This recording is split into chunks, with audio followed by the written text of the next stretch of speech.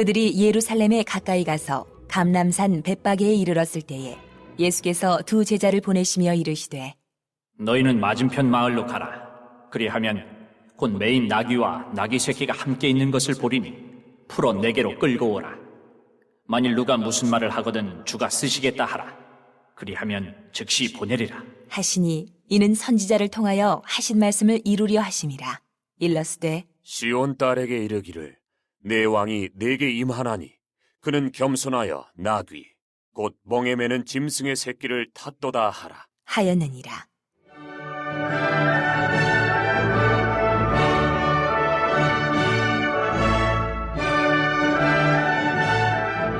제자들이 가서 예수께서 명하신 대로 하여 나귀와 나귀 새끼를 끌고 와서 자기들의 겉옷을 그 위에 얹음에 예수께서 그 위에 타시니 무리의 대다수는 그들의 겉옷을 길에 펴고 다른 이들은 나뭇가지를 베어 길에 펴고 앞에서 가고 뒤에서 따르는 무리가 소리 높여 이르되 호산나 다윗의 자손이여 찬송하리로다 주의 이름으로 오시는 이여 가장 높은 곳에서 호산나 하더라.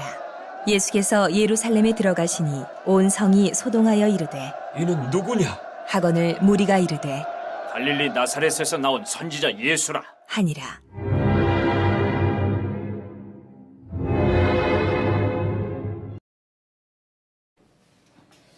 하나님은 사람이 아니시니 거짓말을 하지 않으시고 그랬어요.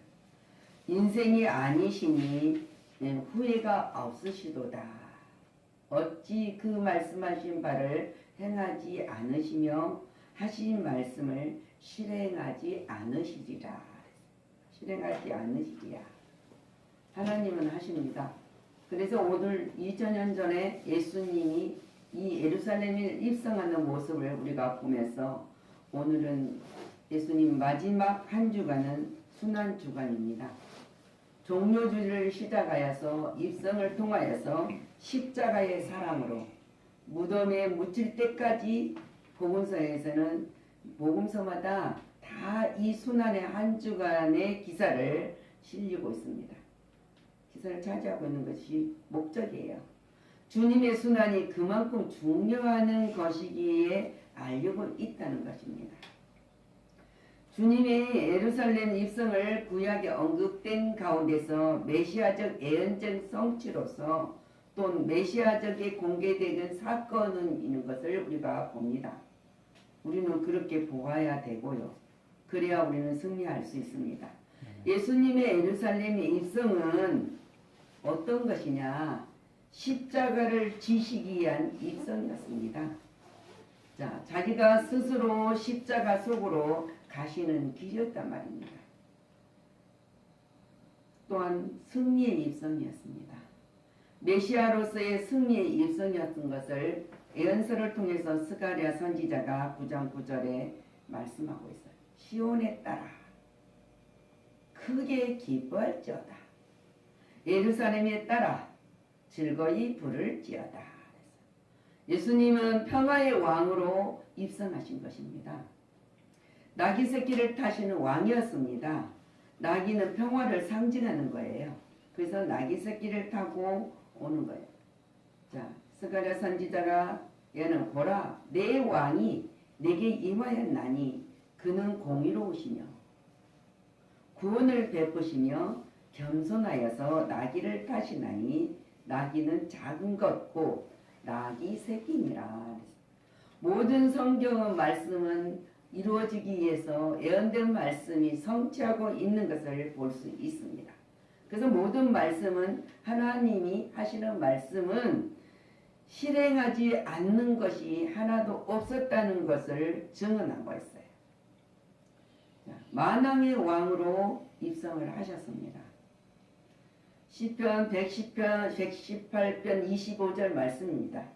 여호와여 구함나니 이제 또 구함나니 구원하소서. 그래서 구함나니 구원하소서. 여호와여 우리가 구함나니 이제 형통하게 하소서. 그분의 입성하신 모습은 당당한 모습이었지 않았습니까? 이 승리는 십자가의 죽음과 부활을 통해서 구체화적으로 응하였던 사건입니다. 그걸 우리는 이 지금 입성할 때 이스라엘 백성들은 보지 못했지만은 우리는 본 자가 되었다. 얼마나 우리가 복된 자입니까? 그래서 너희들은 보지 않고 믿는 자가 복되도다. 그래서 예수님의 예루살렘 입성에서는 두 갈래의 무리를 우리는 볼 수 있습니다. 이거 굉장히 중요한 사건입니다. 열광적 환영한 무리들이 있었어요.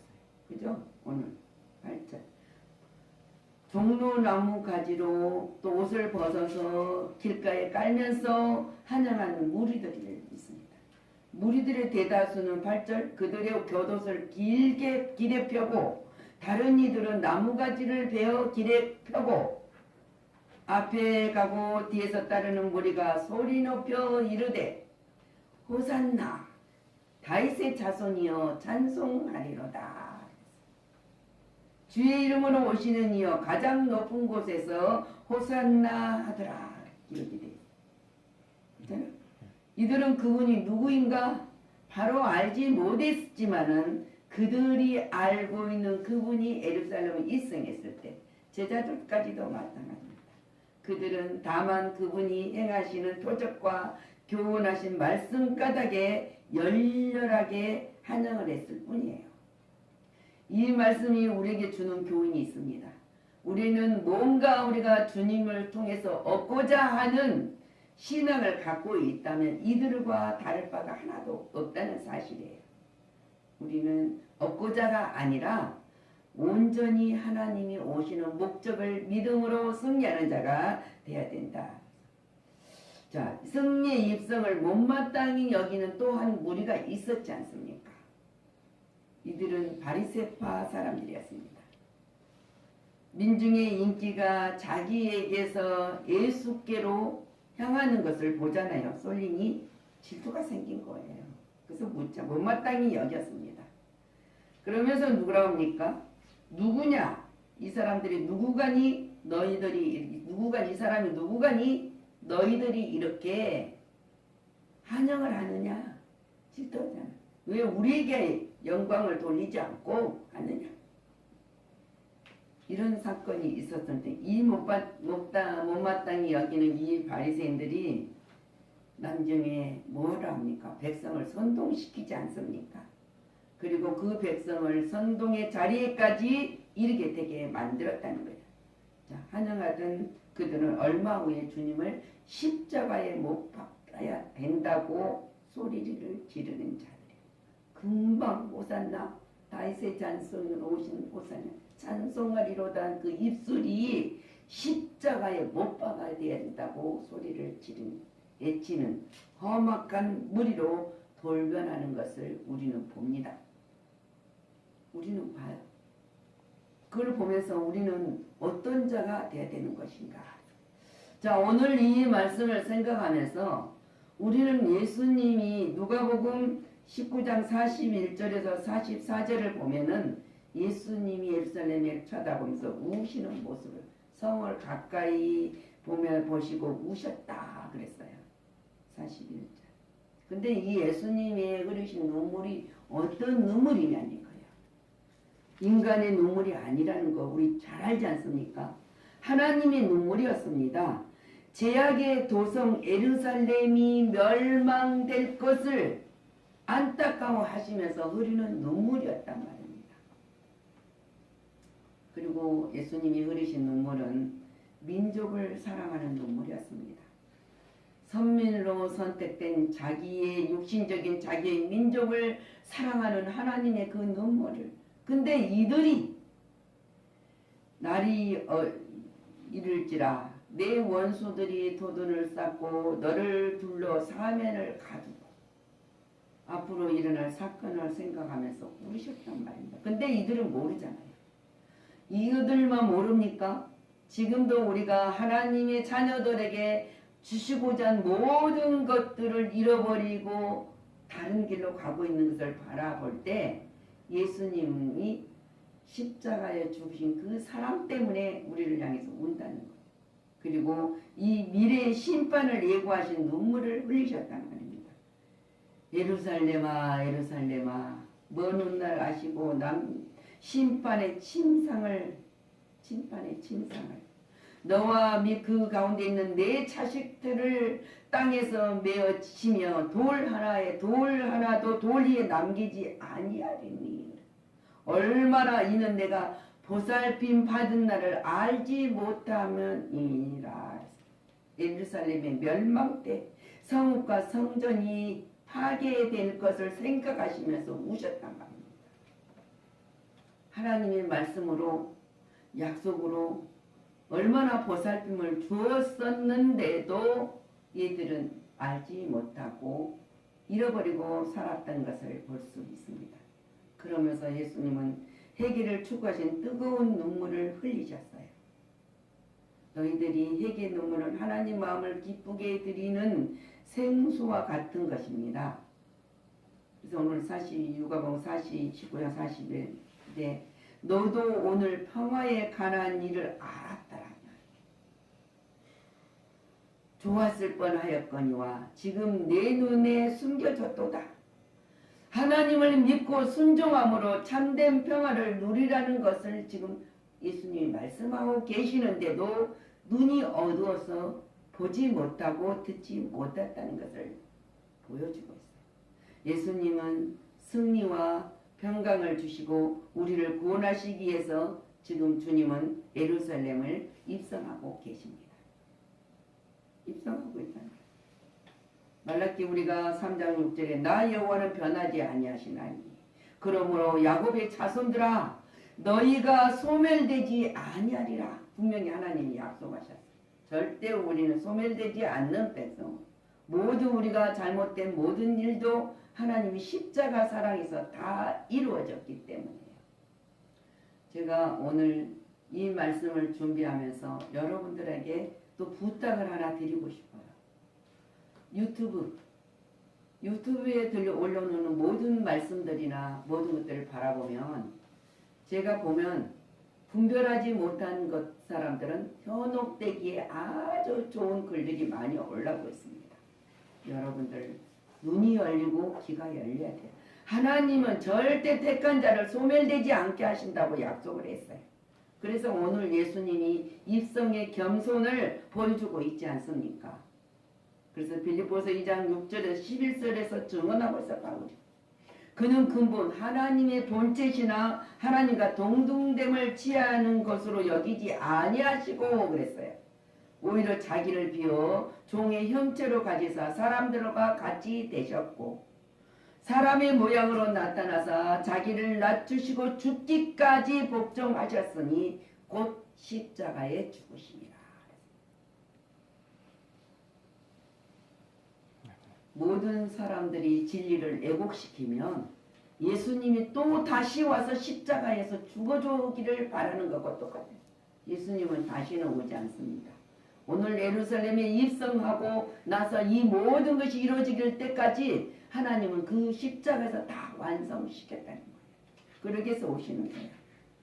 그를 지극히 높은 이름에 뛰어난 이름을 주사 하늘에 있는 자들과 땅에 있는 자들과 땅 아래에 있는 자 모두를 무릎을 예수의 이름에 꿇게 하시기 위해. 그래서 우리는 모든 입으로 예수를 그리스도로 주라시나여 하나님 아버지께 영광을 돌리게 하셨느니라. 우리는 영광을 돌리는 자로 세워주셨다. 복을 주셨다. 야고보서 4장 6절 말씀입니다. 더욱 큰 은혜를 주시나니 그러므로 일러서되 하나님이 교만한 자를 물리치시고 겸손한 자에게 은혜를 주셨다 하였느니라. 그래서 주 앞에서 낮추라. 그리하면 주께서 너희를 높여 주시리라. 우리는 지금 종료주일을 오늘 만나지만은 이 한 주간은 고난 주간입니다. 순환 주간에 우리는 바른 눈을 떠서 바른 귀가 열려서 예수 그리스도를 똑바로 보고 똑바로 듣고 섬기며 똑바로 따라가야 합니다. 그래도 우리는 승리를 할 수 있는 거예요. 왜? 예수님이 승리하신 그 승리. 예수님은 승리의 왕이시며 만왕의 왕이시기 때문에 비방의 대상이 아닙니다. 판단, 우리가 하나님 말씀을 왜곡시키기나 자기 마음대로 말씀을 우리가 행한다면은 그것이 바로 예수님을 비방하는 거예요. 근데 비방하는 자가 아니라 비방의 대상이 아닙니다. 주님은 섬김의 대상이에요. 섬김의 대상이면 그분의 눈물의 깊은 뜻을 우리는 깨달아야 된다는 거예요. 그래서 우리에게는 어떤 눈물을 흘려야 되냐면 감사의 눈물을 흘릴 줄 알아야 된다. 하나님의 말씀이 우리 마음에 임하였을 때 우리는 놀라운 이적을 일으킬 수 있어요. 우리가 일으키는 게 아닙니다. 증언자가 될 수 있다는 거예요. 삶의 현장에서 일어난 사건을 통해서. 그래서 우리는 주님의 손을 붙든 자, 절대 우리가 주님을 선택되지 않고 한 예수님이 우리를 선택했다는 그 사실을 우리는 잊어서는 안 돼요. 그 강한 발로 우리를 붙들고 계시는 그분이 우리를 선택하고 붙들고 세상 끝날까지 너와 함께하리라 약속한 그 약속을 받는 자들의 사실입니다. 그걸 여러분은 믿어야 승리할 수가 있어요. 아멘. 오늘 이 고난주간을 통해서 이 순환을 생각하면서 예수님이 오시는 목적을, 흐르신 눈물의 목적을 우리는 잊어서는 안 된다. 그래서 기도하겠습니다. 주님 말씀하십니다. 주 앞에서 낮추라. 그러면 주께서 너희를 높이시리라. 약속하셨습니다. 하나님이 이 땅에 오시는 목적은 우리를 약속하신 하나님의 거룩한 백성으로 삼으시고 약속하신 영생을 우리에게 주시기 위하여 예루살렘에 입성을 하고 있습니다. 제자들도 호산나 다윗의 자손이여 호산나 찬송하리다 외치는 이들은 예수님이 사역하시는 동안에 따라다니면서 많은 기적과 이적을 보았습니다. 그런 저들이 자기들이 뭔가 얻기를 원하는 갈망을 가진 그들에게 그 마음 심령 속에 예수님의 사랑과 목적이 있지 않았기 때문에 돌변하여서 십자가에 못 박으라고 소리를 질렀습니다. 우리가 이 땅에 살아가면서 하나님의 말씀 속에 우리가 살지 아니하면 내가 뭔가 하고 있는 것이 제일인 것처럼 생각하며 교만해질 때가 많습니다. 우리는 예수님도 겸손하면서 우리에게 겸손을 배우라 하였사온데 우리가 교만하여서 무엇을 이룰 수 있는 것인지 다시 한번 점검하는 삶을 살아가게 하여 주옵소서. 다시 한번 우리의 마음속에 예수 그리스도의 사랑과 은총을 입는 거룩함이 씨앗이 싹트고 있음을 증언하는 자들이 되게 하여 주옵소서. 우리를 구원하신 예수 그리스도 이름으로 축복하고 기도하였습니다. 아멘.